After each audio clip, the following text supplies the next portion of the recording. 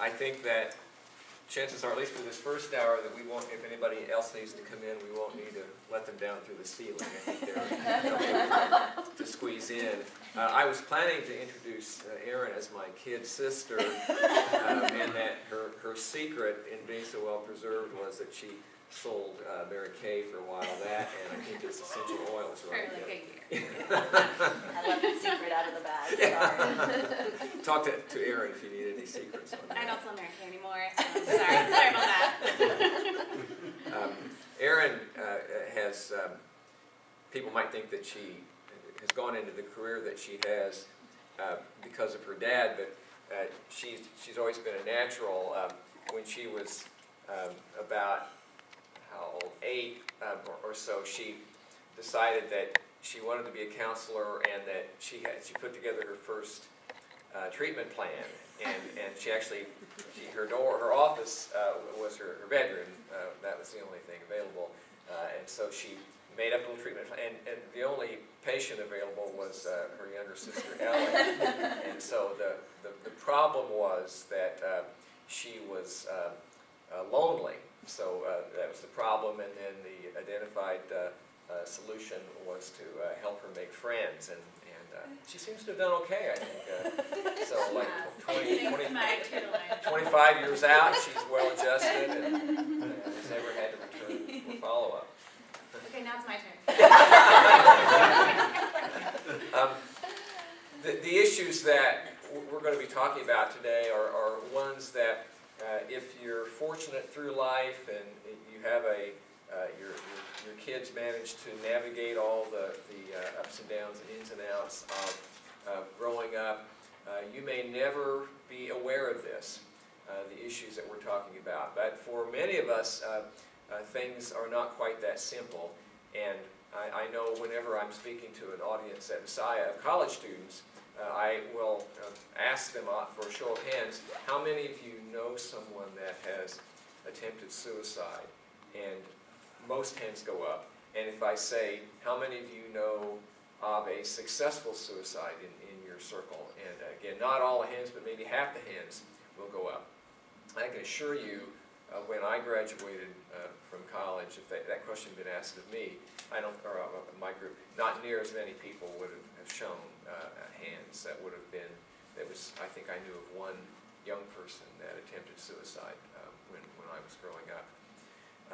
So what we're going to do today is try to cover 3 related topics. The first one, we're going to talk about depression more generally, and Erin's going to be talking about that. And then I'm going to talk about the subject of suicide risk, responding to suicide, suicide talk, suicide threats. And then finally Erin's going to come back up, and she's going to talk about this relatively recent phenomenon of self-injury. So, Erin, you want to start? Sure. All right, well, I'm going to talk about depression, and a lot of this is general depression that you could see in the diagnosably, clinically, that you'll see in adults and teens, but I'm going to focus in on the teen, how teens are affected, and if you're going to see that there are some differences in how teens are affected when they have depression than adults. So you can go ahead and switch the slide. So some of these, you may be wondering, what's the difference between a bona fide clinical depression and just teen moodiness? Because if you've had a child that reaches especially with girls, 11, 12, I know that's when things got a little rocky for me. I can remember, and I'm sure I can remember as well. I was 12, and I remember him saying, Erin, you're only 12. That was like we talked about that a lot. I'm sure when Anna gets to be 12, we will revisit all of that again. But I wanted to read 17 magazine, and I wasn't 17 yet, so I wasn't allowed to. But we're talking about what happens when you're, you want to look at not just the moodiness factors, not just, some ups and downs. You want to look at, does this last for more than 2 weeks? Are you seeing a serious change in your child? So poor school performance can be one. If you're seeing them grades dropping, things suddenly seeming to lose an interest in things that academically. Withdrawal from friends and activities. Now, they may withdraw from you. That's a more normal thing. but when you see them withdrawing from things that they used to enjoy and then not finding a replacement for that. So maybe a change in interest isn't so much of a concern as suddenly I don't want to do anything that I used to want to do. And I'm not finding someone to replace that with. Sadness and hopelessness, that as well is something that we think of when we think of depression. We think of the moody, the sad, feeling down. If they're not looking forward to anything, if I'm working with someone and I'm worried about the risk of suicide, if they're talking about a future date, or they're talking about, you know, I'm going to see you at next session, or next week I'm going to do this, I think, okay, like that's a positive sign that they have something they're looking forward to. When you don't hear anything about that, you want to be concerned. Also, lack of enthusiasm or motivation in general. And this is sort of an atypical presentation of depression, but also something to notice, that when you're seeing anger or rage, that can sometimes, especially in boys, be a sign of depression. So you want to be looking at, are you seeing that kind of anger coming out of them? Excuse me. One thing I just want to note here is especially with boys, I just heard a recent training that was talking about this, they actually, when it comes to bullying, girls and boys react differently to negative feedback from others. So girls tend to internalize things, and boys, they call it a humiliated rage. So when you think about the Columbine shootings, that type of thing, this type of humiliated rage can come out, and that can actually be depression, a form of depression. So you can go ahead and change. So a few more. Restlessness and agitation. Changes in eating or sleeping. Now, if you have teenagers, you know that they like to sleep. They like to sleep in. But if you're seeing them coming home, avoiding things, just going to the room and seeming like the sleep is taking the place of what they used to be doing, or maybe an escape type of a thing, you want to look at that. Also, substance abuse of any kind, obviously you want to take that seriously. And then finally, suicidal thoughts or actions. So, if they are saying, I wish I wasn't here, I wish I wasn't alive, or you're seeing any kind of indication that they are suicidal, that's definitely a sign for depression. So on that note, I will hand it over to my dad and talk about suicide. Go to the next slide, please. Go ahead. Keep going. Oh, sorry, yeah, that was my turn. But just to make a note that half of all adults with depression do start before age 20. And that's my turn. I'm sorry. So what you want to look at too is depressive, when the symptoms are lasting for more than 2 weeks, that's when you want to take it seriously. So have that kind of 2-week mark in your head. If you're seeing those problems for longer than that, you want to definitely seek help from a counselor. All right. Okay. Now I'm That's up. really your... Just to talk a little bit about some of the numbers to give you an idea, some sort of set the context. And obviously, because I live in a college environment, a lot of the numbers that I'm going to be giving you are reflective of college students. But I should say that, especially for the upper high school grades, you're going to see a lot of similar things. And obviously, while college students may not like to remember this, like yesterday, they were high school students. It's funny when you hear a college student, you talk to a college student and you say, now when was the last time you did X? And they say, oh, it's been a long time. Well, when was the last time? Well, it was last year. You know, and I'm thinking that's like yesterday. So the sense of time is very different for young people. For undergraduate college students, it's the second leading killer. So after accidents, if you're going to die, the second most likely chance of that is through suicide. For their non-college peers, it's the third leading killer. Now, notice here, for this cohort of 15 to 24, which would include the people that we're interested in talking about today, it was going up in the 80s and 90s, and then it's actually been going down a little bit. But for the younger cohort, the early teens, that rate has actually gone up, according to the CDC, in the last 20 years. And of course, we would not doubt anything the CDC says, right, Kristen? Okay, next. we do a survey every 4 years of our students that asks questions from everything from do you wear sunscreen to do you have sex, and a lot of questions around mental health topics. And this last time we did it, actually this was 2008, among the males, about 1 in 25 said that within the past year they had seriously thought of attempting suicide. Females, it's about 1 in 20. And then, have you actually made a suicide attempt at some point in your life? 6%, 5% we found for our students. So next, please. Now, the same survey, when we look at national data, the question is, how many of you have at some point seriously considered attempting suicide? And it's about 1 in 10. How many of you have actually made some kind of a suicide attempt in your life?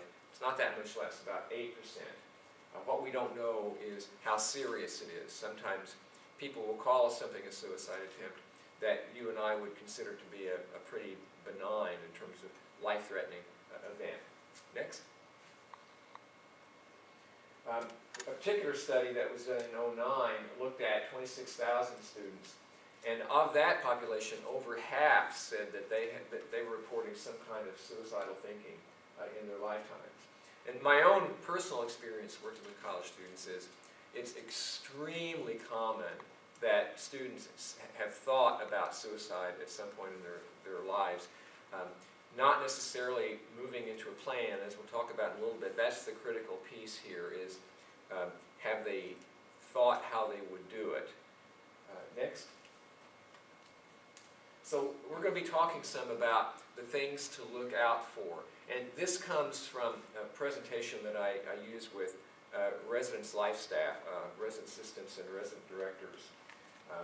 And what we know is that of those people who ultimately commit suicide, about 4 out of 5 of them have some kind of signs that we can know ahead of time. What we don't know, and what makes this difficult and more of an art than a science in terms of diagnosing suicidality, is that one person, you don't know who might be thinking about it and not sharing with you. How do you know that maybe the person you're talking to that you may feel like is fairly safe might be one of the 20% that doesn't give any indication?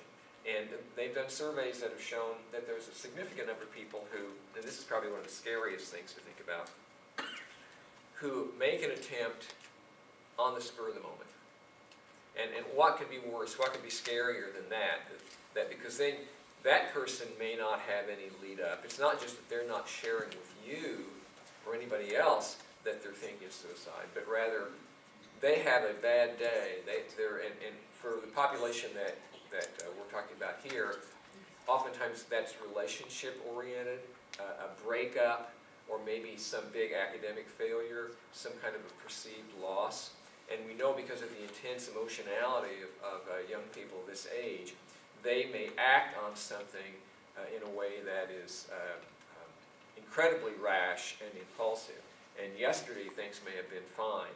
And also characteristic of this population, their moods are extremely changeable from day to day, or from 9 o'clock to 10 o'clock.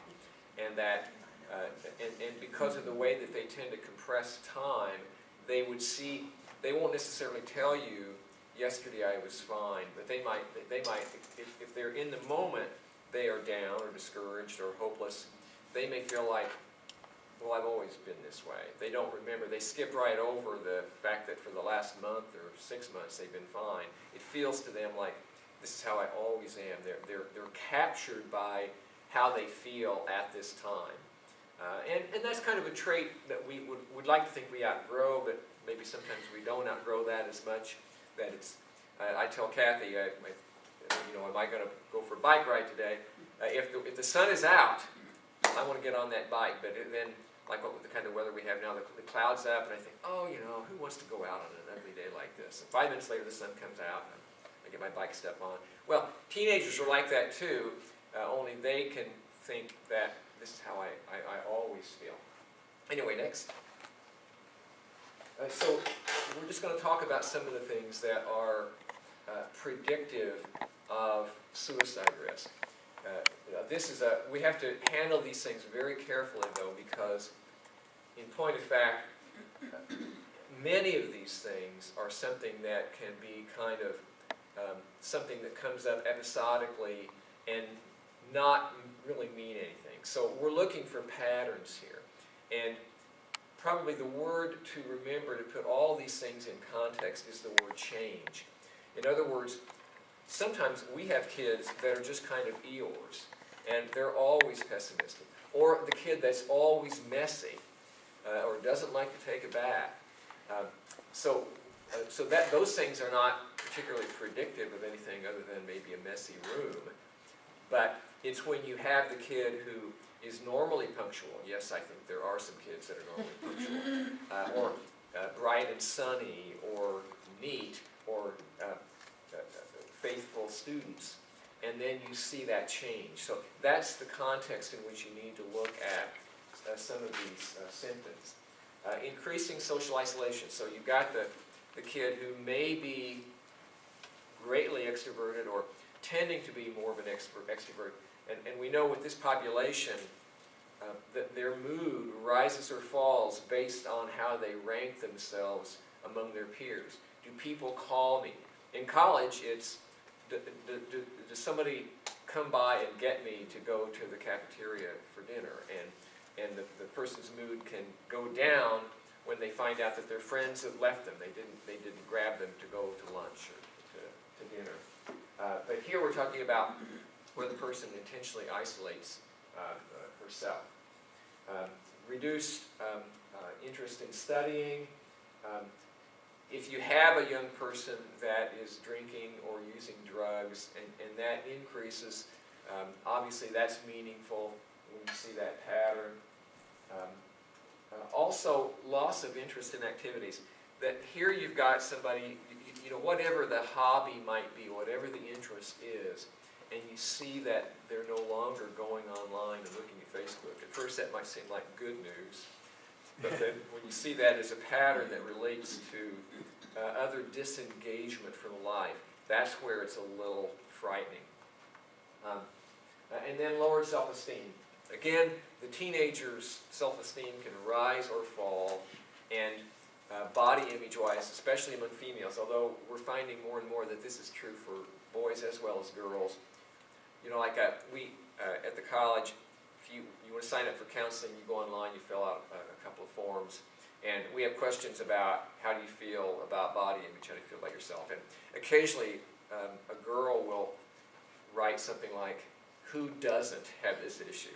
Which is true, that among girls and guys, except for that occasional narcissist who thinks that they are just God's gift to men or women, most of them that you know, well, it's the thighs or whatever, you know, the belt.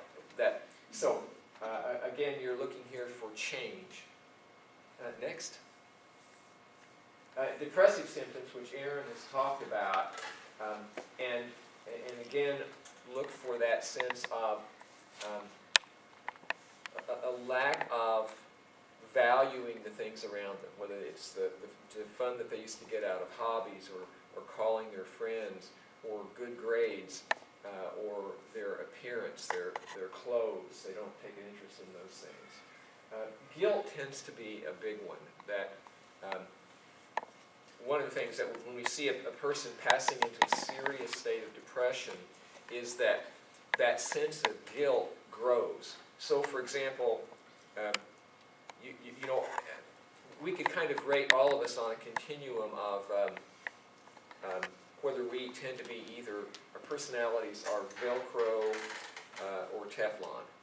You know, some things, for some people, nothing bothers them. They just kind of go through life, and we're all thinking about, boy, I would be really struggling if I had these things going on. But they seem to take it pretty well. Other people, everything is a bother to them. Everything is a burden. It carries weight for them.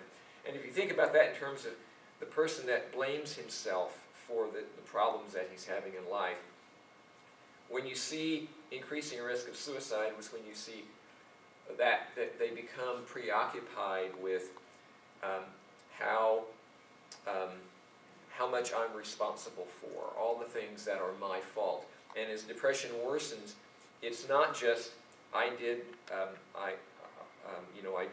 fender on mom's car, but rather it's I am a bad person. And then when that depression gets worse, it can actually get to the point of I'm responsible for world hunger. And you think I'm speaking exaggerating, but you'll hear people talk about, well, I'm not doing enough.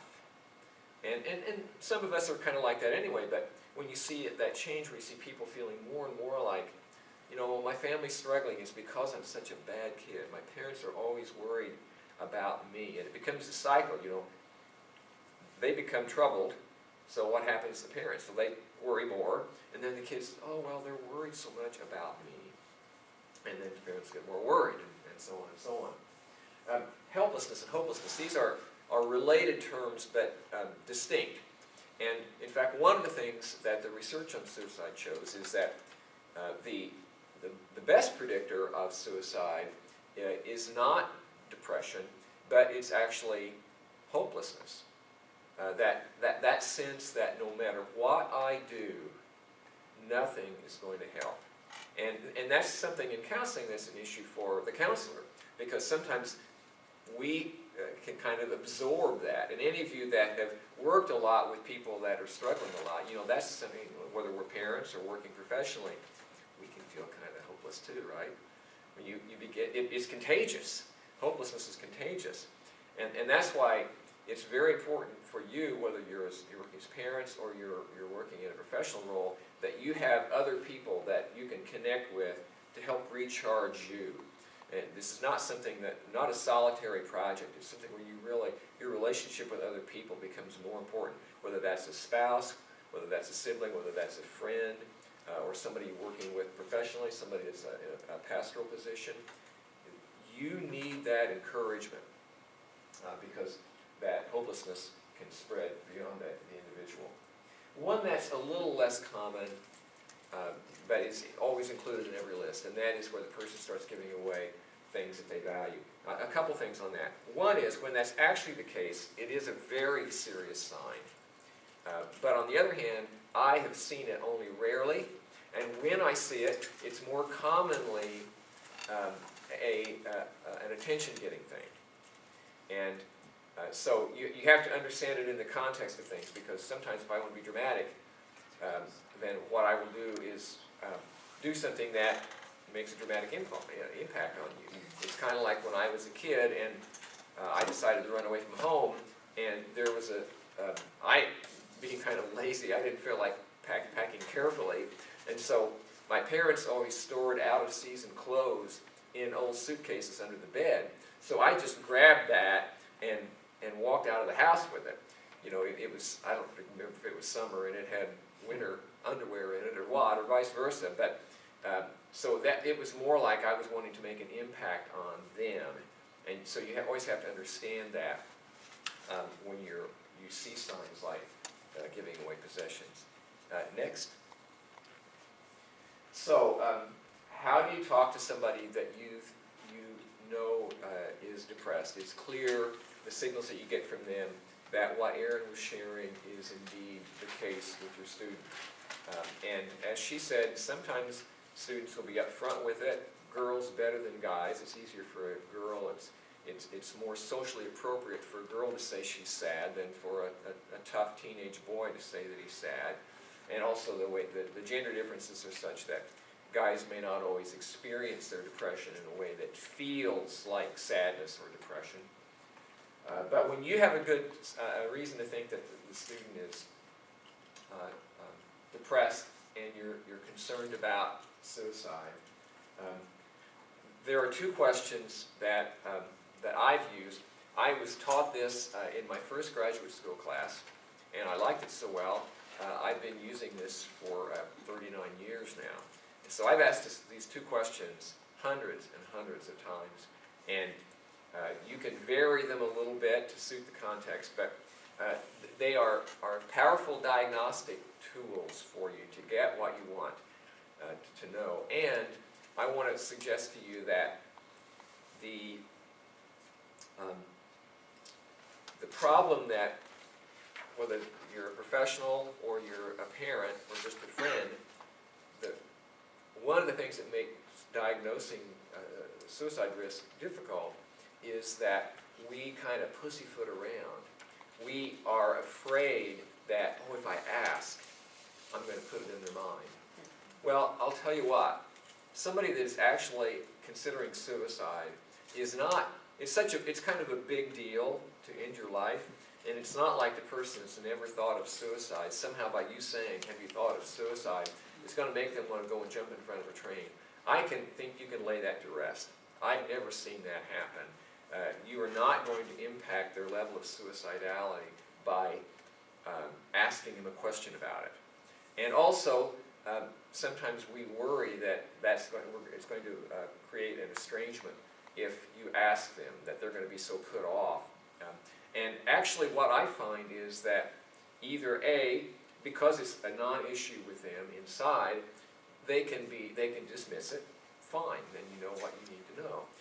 Or B, they are so relieved that it's finally coming out now. Maybe they've been embarrassed to think about it or to talk about it. And because you think about this isn't all happening just, okay, I'm thinking about suicide. They're thinking about what kind of an impact will suicide have on the people around me. So they're thinking in terms of, I mean, this is pretty grisly, but they're thinking about what's it going to be like for them to find my body. And so when you get people that are seriously thinking about this, you'll find that there's a whole train of thoughts that will lead to them evaluating this. And of course, the more that you hear, if they'll let you in on that inner world, that also is kind of diagnostic, because somebody that's obsessing about who's going to find my body and in what condition. We had a man in the town I grew up in. This happened. This was sort of part of town folklore, of which there is a lot. This one man who was apparently always very fastidious and careful about his dress went and apparently he had a very overbearing mother. He still lived with his mother, a single man. Went out and lay down in a wheelbarrow and shot himself. Well, why did he do that? Well, he wanted to contain the blood. He didn't want to make a mess. Well, so when hearing these students, well, I'll tell you what, let me go with the questions and then I'll build some context around that. So the first question, and these questions should be asked in context. In other words, you don't just say, John, can we sit down and talk? Has it gotten so bad that you've thought about hurting yourself? But no, so you're getting them to talk about their mood, about their sadness and so on. And then in that context, then and notice how you can kind of piece these questions together so that they're not jarring or out of context somehow. So you talked about that, and then you say, well, has it gotten so bad that you've thought of hurting yourself? And you can change verbs here. Sometimes I'll say, thought of ending your life or killing yourself. One nice thing about hurting yourself in the world's context, our environment today, is that can also get at the issue of self-harm. And Aaron's going to talk about that later, so I won't go further on that. Well then, okay, so if you get a no, well then that's good. But if you get a yes, you don't necessarily know a lot more than you did before. And so you need to ask this second follow-up question. And so then, notice how this second question leapfrogs from the first. Okay, well, you say that you have thought about that. And have you gone so far, in other words, in your thinking, have you gone so far as to think of how you might do it? Now this is critically important because here you're trying to determine what we call lethality. All of this is about to what extent does a thought that a person have might result in something that could end in death. And so in the case of the student that says, yes, I thought about it, And what have you thought about doing? I had a college student once that said, oh, I've thought about going out and lying down in the snow, okay, and freezing to death. Okay, I consider that low lethality, because I would think after a while he's going to get cold and he's going to come in. So I wasn't too worried, and especially he was a very kind of hyper-dramatic young person anyway. As opposed to a case I had several years ago where this athletic young woman, I liked her because she liked to ride bikes, and she would bike from here to Carlisle, and she said, I have a particular overpass on 81 that I thought of I could get access to quickly and I could jump off there and kill myself. And I said, okay, well, what happens if you, there's a better chance that you might just break your neck and or your back, and then you're not even able to kill yourself after that because you're paralyzed. And well, I've thought of that. She says, well, I was a diver in high school, and I know how to jump off in such a way as to make sure that I kill myself. I thought, okay, we're talking high lethality here. And it got worse, that she also came in one day and she said, I'm not eating today. Why are you not eating? Because I know that in order to bike the X miles over to Carlisle, I would need a certain amount of energy. And if I don't eat, I'm not going to have the strength to do it. And so, okay, now then, it's time, we're going to the hospital at this point. Because she was actually trying to erect kind of a hedge around herself, which was good. But it also said the strength of the thoughts that she was trying to protect herself against. So that I'm thinking there's no way that we can keep her safe on campus with that kind of thinking. So that would be an example of the two extremes. Well, actually, there's, on the benign end, you can be more extreme, and that is the person that simply says, I've thought about it, but I don't know how I do it. So, and that's extremely common. Many people who are or have been depressed will say, I wish I weren't alive, or I wish I just wouldn't wake up tomorrow. And I don't worry. A lot of the calls that I get from RAs or parents or faculty members are along those lines. In other words, my student's suicidal. Well, what did he say? When I talk to them, it's, I wish I didn't wake up tomorrow. Okay. I think, okay, well, me too. So don't worry too much about that. So, next. Okay, we're going to switch and let Erin talk about self-injury now. And just to go off what my dad was saying about the being direct and how important that is, I think I'm always surprised. I remember when I first started working in this field, I was so nervous about the suicide part. I don't want to ask them, or they're gonna, it just brought up a lot of anxiety for me. What if they say yes? I don't want to know. I don't, and all those things. And I'm sure that as a parent, you don't want to hear the worst case scenario, and you're worried about that. So, but I just want to say that I'm always surprised at how, in my role, and this could be different when you're a parent, but how people are honest. I'm actually kind of surprised. I'm like, you're telling me that you are thinking about it, and a lot of times I do see that relief in them, that okay, they can finally talk about something that they have held inside. But two, if you do see that they're not responding to you and you're still seeing the behavior, maybe they're lying to you, that's when you want to take another step of getting someone else involved, because sometimes they will tell another person and they won't tell a parent. For example, I was just working with a girl. I know we're moving into self-harm here, but she had been cutting for 2 years, and nobody knew. Her parents didn't know, and she was very reluctant to tell even. Actually, she told me. I asked her, "Have you hurt yourself? Are you cutting?" And she said, "Yeah." And I said, "For how long?" She said, 2 years. And then when I moved the conversation to, we really need to talk to your parents about this, she shut down, and she didn't want to go further with it. And she said, she told her mom later, I think I'm good, I don't need counseling.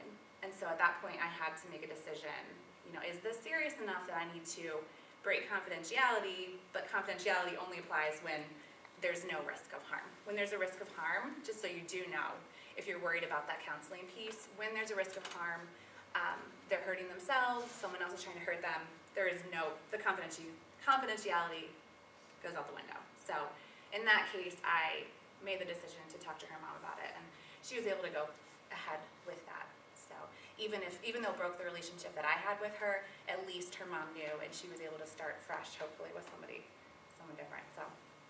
So moving on to what is self-harm. Definition is hurting oneself, kind of self-explanatory there, to relieve emotional pain or distress. So we're looking at most common forms are cutting. That's probably what you're going to see the most.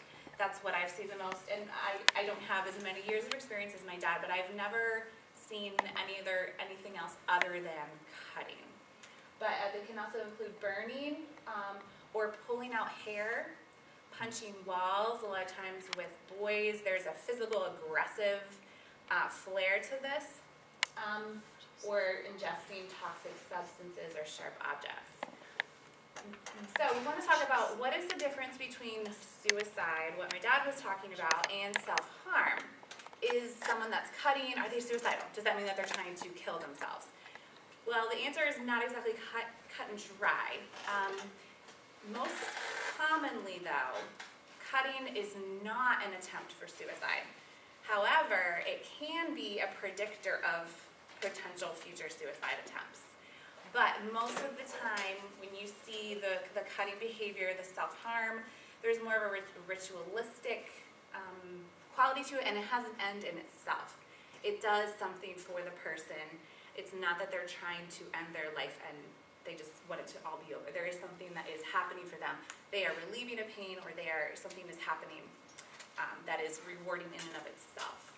So we also want to ask the question, you may be thinking, they're just trying to get attention, they're fine, and maybe you wouldn't think that, but some people might say that there's an attention-seeking quality to this, which there can be. However, we don't want to just dismiss it and say that it's all about attention for this team, for this individual. It's usually indicative of some kind of emotional pain that's underneath of what is going on. So you want to look at what is going on at the root underneath this. So, but to make it clear, that doesn't mean that there is not, for some people there is an attention-seeking quality to their self-harm. You can go ahead and switch. So how common is self-harm? And this is something that Cindy and I were talking about earlier before the talk started, that is definitely increasing. I think about, when you were growing up, did you know about it? Like, did anyone in your, and think about, did any of you in your growing up years know about cutting? Were your peers cutting? Yeah. So, and I remember in high school, I had a friend who I knew that was, and I think I had heard about other people doing it, but it certainly wasn't as prevalent as it is today. So prevalence is definitely increasing for self-harm. About 4% of the U.S. population overall engages in self-harm. 21% of inpatient population is engaging in this, and about 15% of high school students are engaging in self-harm. So we're looking at, this is rising, and it's also becoming kind of a cultural phenomena, that there are things that are happening where it's becoming just more common. It's more known about. There are blogs and websites dedicated to this topic, and people share instantly about this kind of information. So it becomes trendy. Yeah, Can I ask for a simple definition of cutting, what it is? I mean, you cut their arms, they cut their legs, what do they do? Well, and I'm going to talk about that too, but it's arms. A lot of times they cut in places that you can hide easily. So like upper thighs are a common place for people to cut. Also arms, sometimes ankles even, abdomen, places that they can easily hide. And using, a lot of times, razors. Some people will use just sharp objects like pencils, something that is more superficial. A lot of times, razor is a common thing. Knives, that kind of thing. Without getting too graphic. But yeah, does that answer your question? Yeah, okay. So you can go ahead and switch. So the big question, why? Why is this happening? Why are people doing this? Why are teens turning to this? So this is a very multi-factorial issue. There isn't just one reason why. Why one person is cutting may be very different from why another teen is cutting, so we can't just blanket say everyone does it because of this reason. There's multiple reasons why. One of them is feeling emotionally dead inside. I don't know if you can see the little quote there. I was looking at different different depression and cutting type of quotes, but he says, because it's easier to handle the pain on your body than in your soul.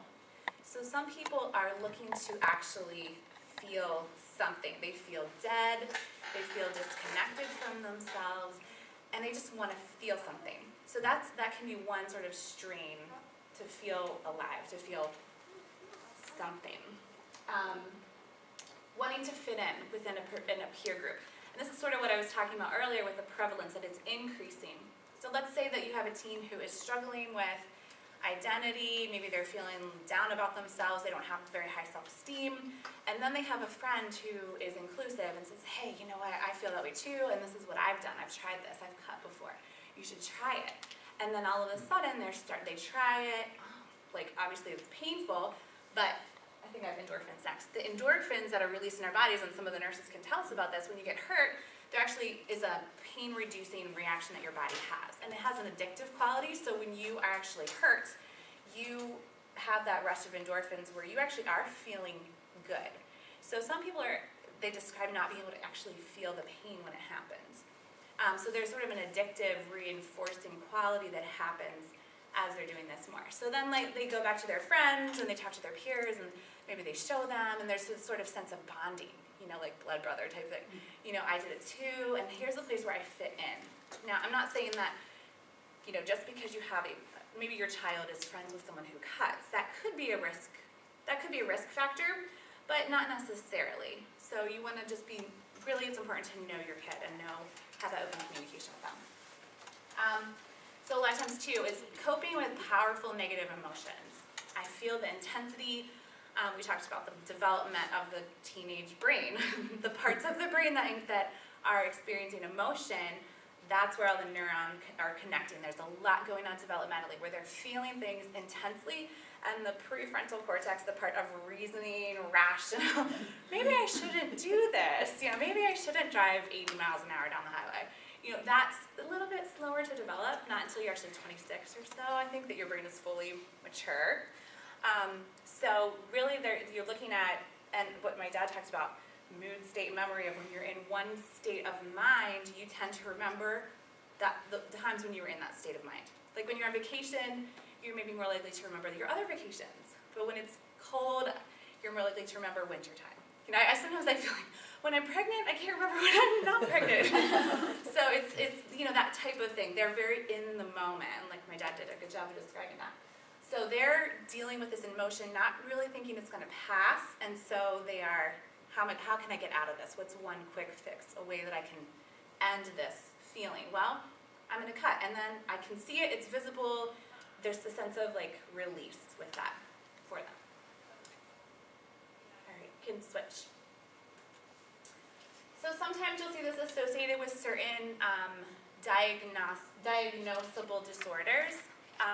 One in particular is borderline personality disorder, and that's usually not diagnosed until you're about 18. Your personality is still forming through the teenage years, but cutting is often associated with that particular disorder, as well as the other ones that are listed there. Some people have a sense of needing to punish themselves. We talk about the guilt. So self-punishment can sometimes be a component as far as cutting is concerned. I'm worthless, I shouldn't be here. They could have experienced abuse in their life, and that is recreating the abuse for themselves without even consciously realizing that they're doing it. I mentioned the trauma piece. That can also play a role in why some people do cut. And then controlling the interpersonal world. And what I mean by that is when, let's say that I feel lonely, or I feel like no one likes me, well, what's a way that I can get attention? What's a way that I can, not a healthy way, but what is a way that I can receive immediate gratification? I'm hurting myself. And then maybe they show somebody. And then there's this sort of a dramatic flare, they get a reaction, wow, oh my gosh, are you okay? We gotta take you to the doctor, we have to do this. Suddenly they're receiving nurturing, they're receiving what they need. They're receiving attention, they're receiving, and I know I said earlier that this isn't so much an attention seeking, but this is an example of how it can be. There are people who try to control how others relate to them and what kind of attention they receive. So if you're seeing that type of thing, it doesn't mean that it's not serious, but that this is another way that it can play out. All right, you can switch to the next. So kind of with your question, Bob, what are we looking for here? So you want to look, if you are seeing cuts on the arm, I'm not talking about one scratch that could be easily explained by, I ran into something, I fell into, I don't know, a bush or something. Not that. You're looking for kind of, sometimes they're symmetrical, not always, but when you're seeing marks that you can't really explain, that sometimes do cause scarring. And again, it can happen on, like I said, areas that they're able to hide. So upper arms, upper thighs, abdomen, sometimes ankles, those types of areas are often common for where teens are cutting. So if you're finding actual knives, razors, that might seem like a no-brainer, but if you're seeing that in the room, you want to consider, okay, what's going on here, and talking to them. And I think parents feel extremely responsible for their children, and the guilt that could be associated with this of not seeing it. At this age and stage developmentally, teens are more likely to share with their peers than they are with their parents. And parents typically will take more responsibility for the good than they should, and more blame for the negative than they should, both ways. So we just, as parents, tend to do that. And I'm at age 3, so not to where you guys are yet. But that's what happens with parents a lot of times. So I just want to say that this is, if that is your situation, like, it's okay, that doesn't mean that you're necessarily doing something wrong. Are they locking themselves away? Are you seeing when they're feeling down, when they're feeling upset, that they're hiding, that they're, instead of talking about it, instead of calling their friend, or actually people don't call anymore, I don't think, they all text. So, texting their friends, are they isolating? Are they needing Band-Aids, that kind of thing. Another thing, Cindy, you were sharing about working with the swim team or with health, with swimming, and how they didn't want to take off their clothes. Yeah, like not wanting to get into bathing suits. Maybe if you're going to swim to the beach to a time where you're going to have skin showing, maybe a homecoming, that kind of thing with the dress, reluctancy to do that. The girl that I was working with actually was holding her arms like this when I asked her. It's like, okay. So really looking for, are you hiding? Are you having a strange reaction when I say it's time to go swimming? That's abnormal. So looking at that. And then obviously if their friends are saying something to you, so if you're hearing from their friends, hey, I'm worried about your child, or I'm worried about your so-and-so, that's something you want to take into consideration, as well as siblings. So you can go ahead and switch to the slide. So how can you, as a parent or working with teens in a, let's say, school setting, I know there's different policies in place for that, or in a youth group setting, you want to be careful not to tell them, stop doing that, that's wrong, you shouldn't do that, and make it about a behavioral issue. We want to look at what's going on underneath. So I know Pastor Trent talks a lot about, we don't want to be a behavioralist church, we want to be a heart-focused church. And I think we can take that same approach with this, that this is an expression of pain. It's an expression of internal negative self-worth. It's not just about, I'm doing this to make you mad, or I'm doing this to make you feel like a bad parent, or I'm trying to punish you. It's not about the parent or the person that's working with them. It's about it's a reflection of what's inside. And the person not knowing how to cope with it, the teen not knowing how to cope in a healthy way. So you really want to validate the feelings that are behind that, and understand them as much as you can. And if you're not the person, you might not be the best person for them to talk to. And in that case, is there a teenage, is there a worker, a youth worker, a pastor, a teacher, a counselor? I know that my dad and I were talking earlier that there was a point where, around 15 or so, where really your parents aren't the person that you necessarily want to talk to about that kind of stuff. And so for that is providing a community for your kids to be able to have people that you trust, that they can go to, who are, going to be able to direct them in the right way. And help them also to you're basically giving the same message that your parents are giving. Seeking counseling at any point if there's any cutting or self-harm, counseling is definitely an appropriate choice at that point. Knowing their peer group, and like I said earlier, that kids are more likely to talk to their peers at this age. So if you present yourself as, you get to know their friends, you present yourself as someone who's open, kind of from the get-go, then hopefully, if they're worried about their friends, they're more likely to approach you and to talk to you. And that could be something that, obviously you don't want to go around quizzing all of their friends, but you can present yourself as that warm, approachable type of parent. And I wanted to end with the social media piece, because I think that's really huge. It's huge in our day and age. And even from when I was in high school, which I guess is kind of a while ago now, and even college. I didn't have a cell phone all through college, and I didn't have a cell phone until 2 years after college. So things have changed completely. Kids don't call each other anymore. They never disconnect. They're constantly on their phones. They never leave those pressures of school like we did. And I'm not even, that old. I don't think. But, they never get to leave that. So there's constantly, whether it's, and I know like Facebook is like passe for the teens now. So all of their little other things like Kik and I don't even know, Snapchat's really big now. So they don't get a chance to get a break from that. So if it's bullying or it's just the pressures of trying to fit in, trying to keep up with everything all the time. So this type of thing can really influence how someone's feeling. If you're feeling bad about yourself and suddenly there's a picture of you posted all throughout the internet and everyone knows about it, well, it's a little hard to get away from that. So it's a very different world that they are in.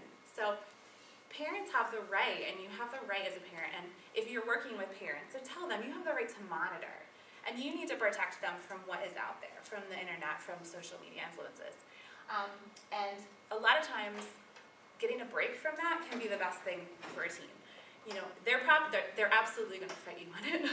They will not want to. It's like losing part of their body. But there will be a sense of relief oftentimes when there's a disconnection from that. And obviously that would be if there's an issue or you see that is contributing to their mental state. But it's amazing how much this influences and how kids keep quiet about this type of thing, especially bullying, because they're embarrassed. They don't want to admit to people. And if they tell their parents and then their parents do something about it, well, that's even more embarrassing because here they have, mommy or daddy coming into the school or coming into the situation. It's incredibly embarrassing. So you want to just kind of be on the lookout for that. So I think that there's one more slide. And if you want to just click on that link, this is a link to the Family Online Safety Institute. And I think this is a great website great resource that if you can... Take some time to read that. It's in Arabic.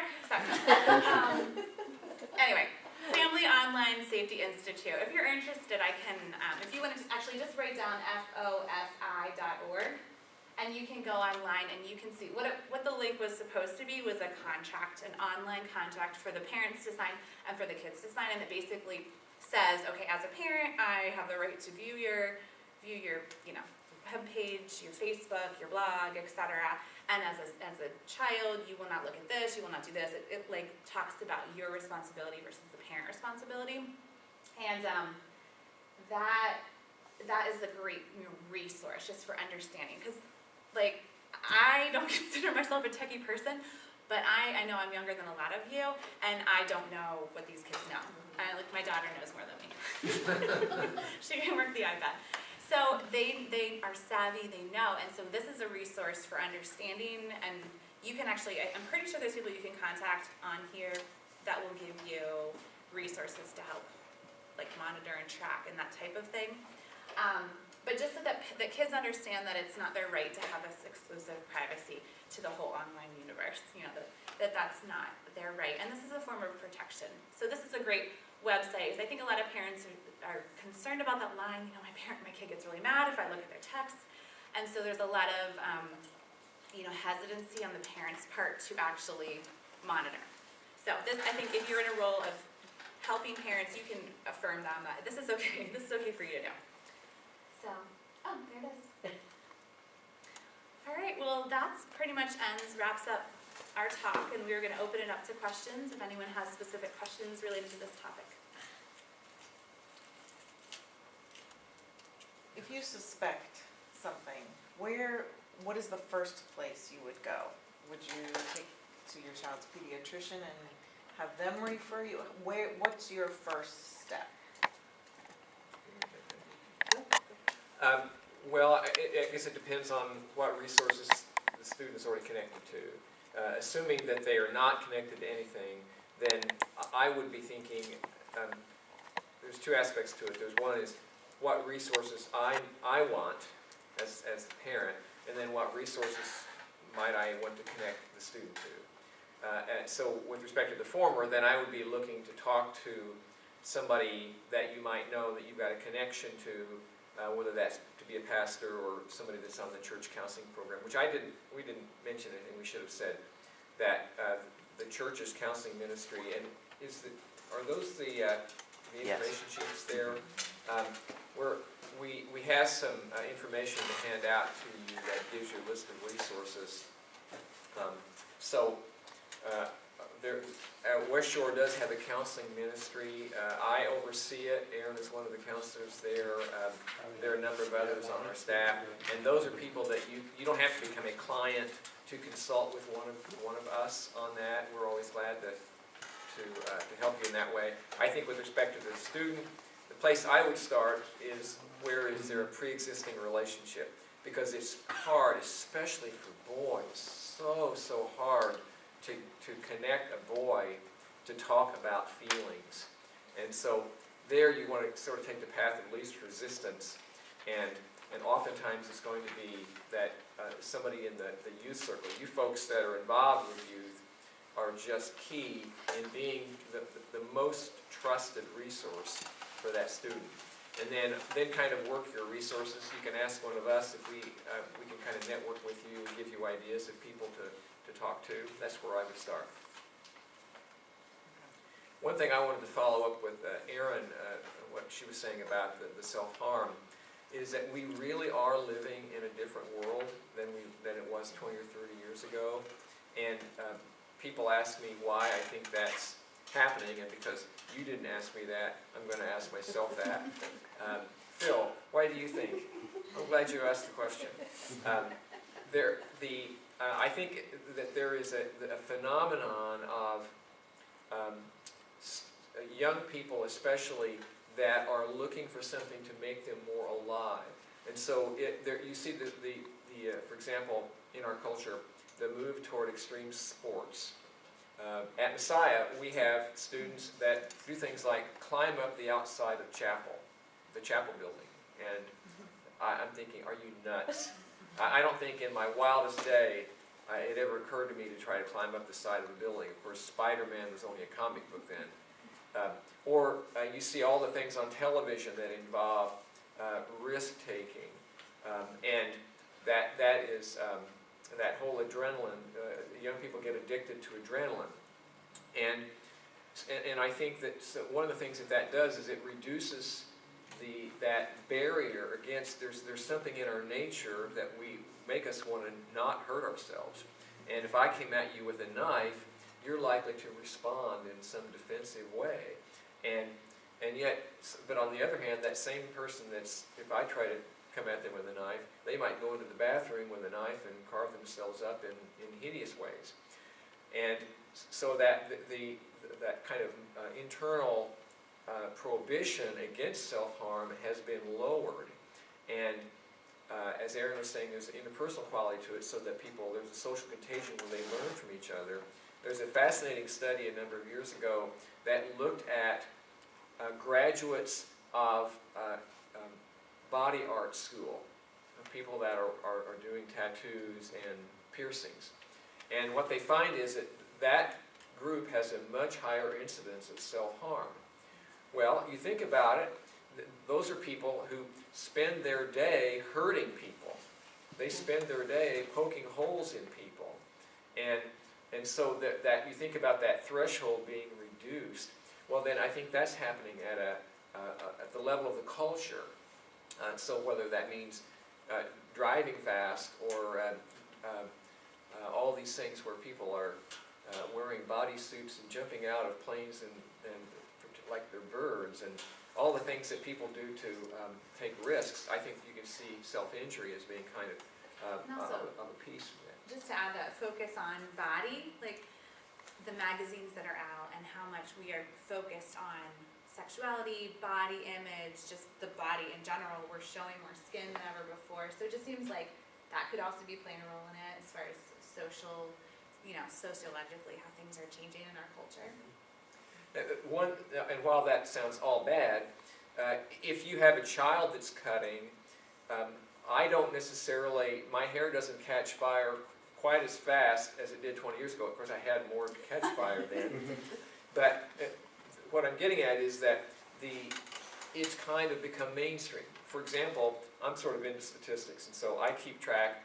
We have roughly 400 students that we see in counseling in a year at Messiah. Of that number, about 100, 1 in 4, has or do cut. Think about that. 1 in 4 will admit that at some point in their life, or presently, have self-injured. I can assure you, if that had been in 1975 when I was graduating from college, that number would have been tiny by comparison. So it's become mainstream, so that a lot of people are doing this. It used to be if you did that, you probably were borderline personality. You were messed up big time. And because of this change in culture, people will do it who aren't as crazy as the people that do it now. So if there's a good side to that, we wish they weren't doing it, but it means that you don't have to quite spaz out maybe the way that you might have needed to 20 years ago.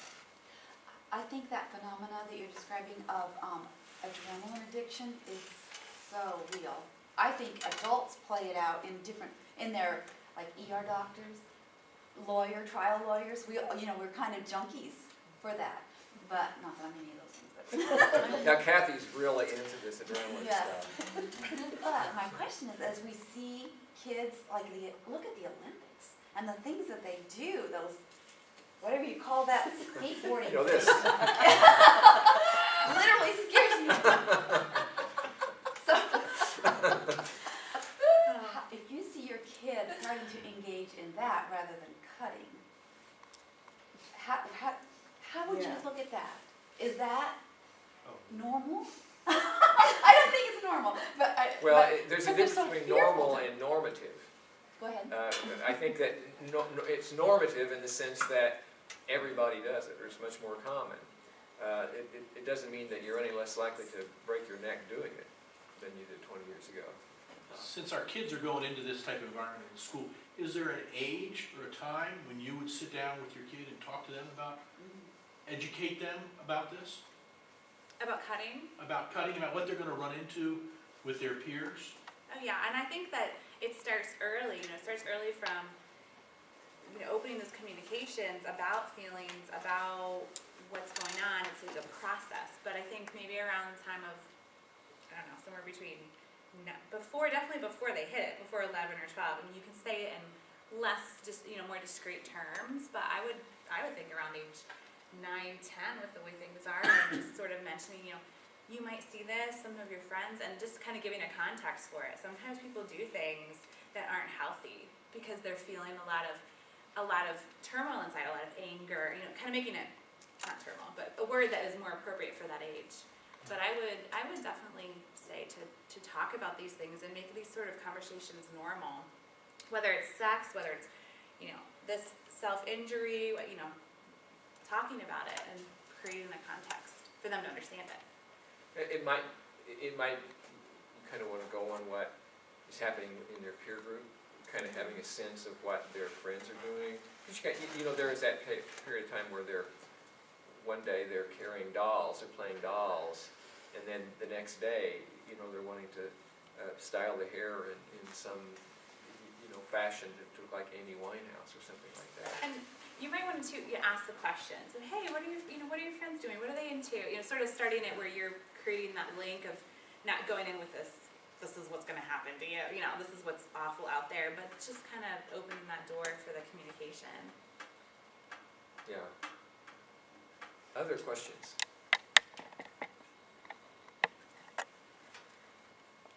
it is a scary time to be, a challenging time to be a parent.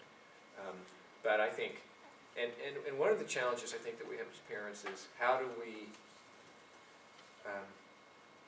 talk to our kids about their culture. I think one of the things that's a big turnoff for kids is to constantly having parents talk about how terrible the culture is, and that it's almost reflexive for us that and it's kind of like you get to a certain age where it just seems like everything is falling apart, not just physically, but culturally.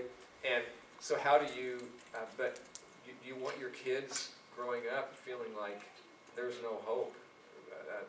There's just no possibility. There's not going to be any life. Life is going to be impossible at a certain age. I think that that's unhealthy too. I think that as parents, we have an opportunity to help them think about what it means to be redeeming the culture. What does it mean for you to be, the kingdom of God is not limited to our culture, and that the way you live as that child growing up is you're going to either expand the kingdom of God or shrink it, and then creating that challenge for them that gives them hope.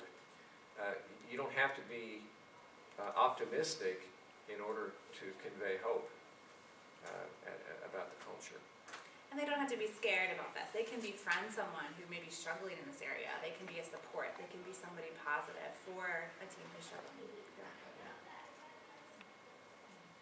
Thank you.